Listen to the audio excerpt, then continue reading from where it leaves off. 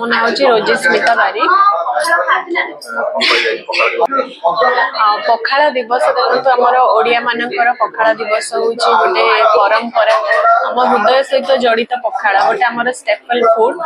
जोटा कि आमर चाषी भाई माने एटा जो पखाड़टा आमर इन्वेंट है केमिति आम सब ओडिया माने भी आम इम्पोर्टेंस दो नो वेस्ट फूड को तो भात बड़ी गले वेस्ट न करिया को आम पानी रे पकेकी पखाड़ बनाऊ आम जगन्नाथ संस्कृति सहित भी जड़ित तो ये पखाड़ दिवस आज सेलिब्रेशन होउची हमर एठी हमें सती 50 प्रकार भेज रे आइटम बनेइछु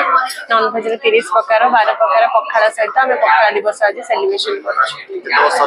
पखाड़ दिवस हमें प्रथम ए वर्ष माने सेलिब्रेशन स्टार्ट करिछु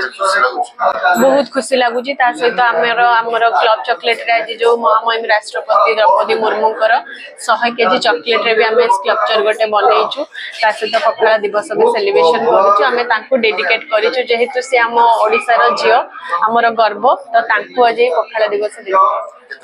हमर डिप्लोमा स्टूडेंट टोटल 15 जन अछि ओडिसा वासी को कहबी एबे तो खरा स्टार्ट हेलानी आ पखाड़ दिवस मार्च रे ही हमर मार्च 20 रे पालन करा जाय काहे हमर गरम स्टार्ट हेले आ समस्त को कहबी पखाड़ खांतु आ सुस्थ रुहंतु काहे पखाड़ रे बहुत हेल्थ बेनिफिट अछि जोटा कि हमर गट हेल्थ पई बहुत भलो आपण माने भी पखाड़ बने खांतु आ सुस्थ रुहंतु।